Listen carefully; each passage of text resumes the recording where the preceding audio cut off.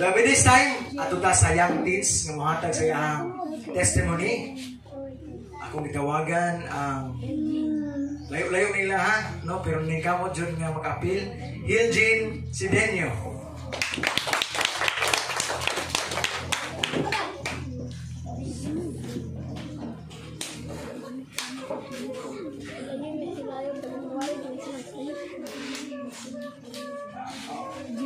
Ngayong hapon sa tanan.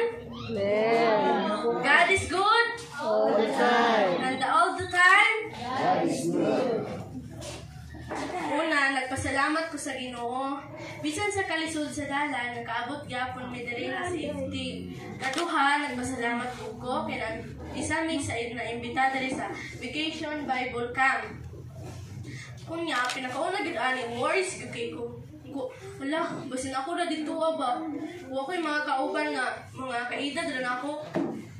Worry kay ko. Pag-abot na ako diri, nalipay ko, kuoy daghan mandaymi. Pasalamat ko sa Ginoo ato. Sunod sa 5 ka adlaw, daghan na kay kong nakatunan. Sama na lang sa pagbasa ng Bible, pagkuhan sa verse, pag-memorize, na ako'y natunan saan pag ato sa langit.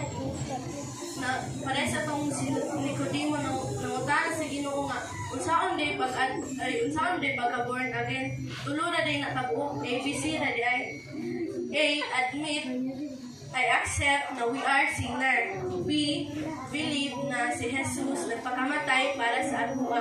Confess or commit na biyaan na nato itong atong kinabuhi sa una ng kasasala.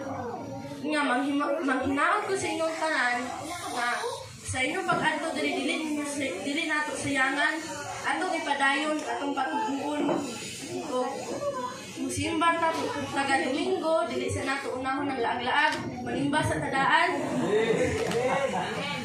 basa tag Bible ug mag-ampo para motubo ta para pag-abot sa Dios di ta magduha-duha kabadong sa impierno ba o sa langit. Unya, nagpasalamat ko sa Ginoo nahitabo ni diri sa tagbay ng Vacation Bible Camp. Nya, ako gitingog pasalamat sa Ginoo kay dumagan pa akong kaalam. Nya, mawala to. Salamat, no? Kayo ang testimony. No, ingana ka mo yung Ginoo. Lami kayo minawon mo nga kanang ato ang mga worries pag-abot tayo sa panahon nawala siya o napulihan o kalipay. Kinsa excited nga next year na napoy laing ani. Wow. Oh.